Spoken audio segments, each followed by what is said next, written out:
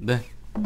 보고 오셨습니다. 리포트. 지금 보면은 이제 두 가지가 좀 핵심이었어요. 네. 요소수만 있는 게 아니다. 요소수 말고도 더 많다 지금. 아까 말한 대로 중요한 물건들이. 네. 근데 이제 중국에서 만약에 잘 안 팔겠다 뭐 이런 식으로 나오게 되면 이제 방금 마지막 문장 보셨죠? 네. 마지막 문장 뭐라고 했습니까 거기서? 우리나라에서 생산할 방법 그렇죠. 찾겠다. 이제 만약에 저기서 안 팔면 어쩔 수 없이 우리나라에서 만들어야지 뭐 약간 이런 식의 그쵸, 이제 해법을 모색한다는 건데 네네.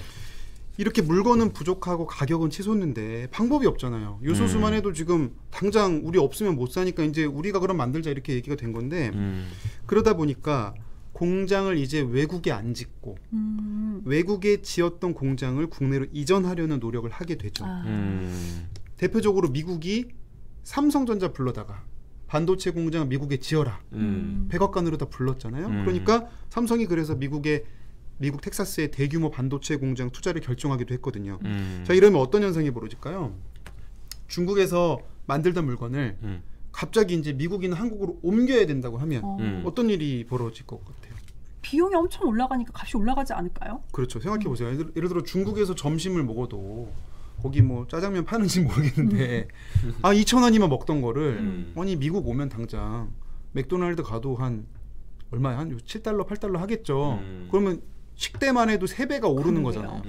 그러면 그 어떻게 보면은 개발도상국, 뭐 중국이 개발도상국이지에 대해서는 뭐 논쟁의 여지가 있습니다만 1인당 소득으로 치면 아직 좀 낮거든요.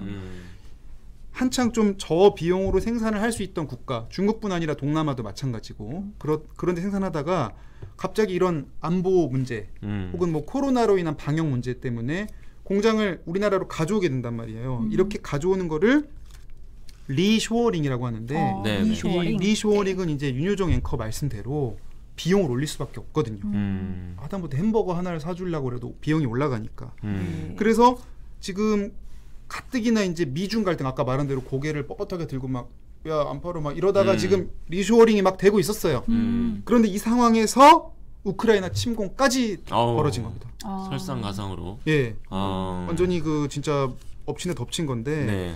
근데 우크라이나에서 벌어진 전쟁은 크게 두 가지 문제를 또 안고 있어요. 네. 중국과 미국의 갈등은 공산품에 관한 물가 상승이 우려가 많이 됐거든요. 공장에서 만드는 물건들. 그런데 우크라이나 문제는 이제 공산품만 아니라 원자재까지, 재료가 되는 원자재까지 지금 얼마나 상황이 심각한지 관련 뉴스 잠시 보고 와서 또 이어가겠습니다. 네, 좋습니다. 영국 북해산 브렌트 선물 가격이 장중 한때 1배럴에 139.19달러까지 치솟았습니다. 러시아가 우크라이나를 침공하기 직전에 90달러대였으니까 불과 2주 만에 40% 넘게 폭등한 겁니다. 곡물 가격도 뛰고 있습니다. 2월 곡물 가격 지수는 1년 전보다 14% 넘게 올랐습니다. 우크라이나와 러시아가 전 세계 수출량의 30% 가까이 차지하고 있는 밀과 옥수수는 가격이 2배 넘게 뛰었습니다. 유가와 곡물 가격이 뛰면 다른 상품과 서비스 가격도 곧이어 뜁니다. 2월 우리나라 소비자 물가 상승률은 3.7%, 5개월 연속 3%대입니다. 안 그래도 불안한 물가 상승률이 이러다 4%대가 될 수도 있습니다. 유가와 곡물 가격 상승은 이게 시차를 두고 소비자 물가에 또 전가가 되거든요. 국내 소비자 물가가 4%를 돌파할 가능성은 굉장히 현실적인 우려가 되고 있죠. 전쟁과 러시아에 대한 강력한 제재는 수출에도 악영향을 줄 수 있습니다. 가장 우려되는 상황은 슬로플레이션, 경기 회복은 더딘데 물가만 뛰는 상황입니다. 이제 러시아에 대한 제재, 있는 수출에 타격을 주게 되면 우리 그 성장률 자체를 상당히 좀 떨어뜨려야 될 걸로 생각이 돼요. 그리고 이제 고물가가 지속이 되는, 그래서 그걸 이제 슬로플레이션이라고 하는 거죠.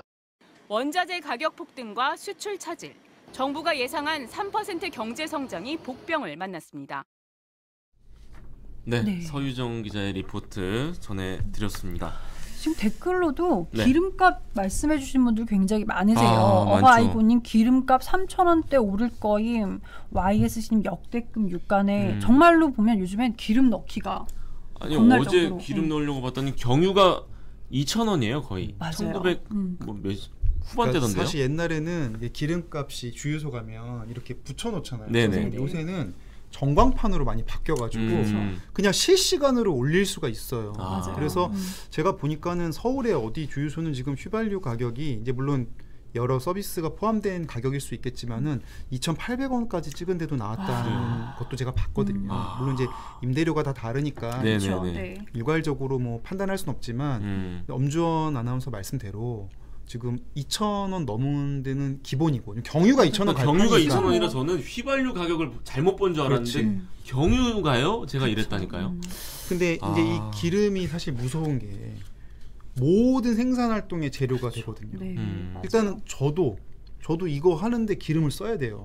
출퇴근할 때 기름을 쓰니까. 그렇죠, 그렇죠. 근데 제가 만약에 기름값이 5,000원 간다 이러면 제가 회사에다 얘기를 해야 되지 않겠습니까? 나 이대로 못 간다.